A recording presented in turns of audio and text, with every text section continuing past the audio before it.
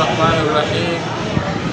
په ټولو نه مخکې زه د سهارنامې نیوز چینل ډېره زیاته شکریه ادا کوم چې زمونږ د دې جذباتو احساساتو د دې مبارکبادو او زمونږ دا کوم پیغامات چې دي دا په خپلې طریقې سره او په احسن طریقې سره هغه مسافرو ته رسوي کوم چې زمونږ د ملک نه بهر دي، کوم چې د خپلو دغه دپاره د خپل خاندان دپاره د کفالت دپاره تللي هلته سختې سختې برداشت کوي.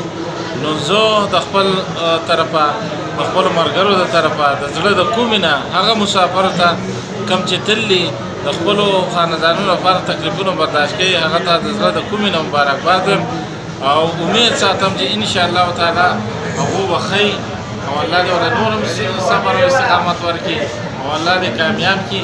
او د دیو سره چې کوم دی نو د دیو سره د دیو خاندانونو وابسته دي، ټیک ده. هلته به یو کس چې کوم وي نو هغه به دغه کوي، مسافري به کوي، سختې سختې به تېروي.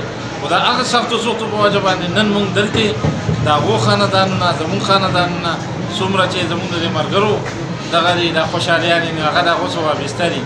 ټیک ده، هغو به هلته سخته تېروي خو دلته څه خوشحالیانې وابسته دي. زه یو بیا د خپل طرفه دغه ورسیز پاکستانیانو ته د زړه د کومې نه مبارکباد دی.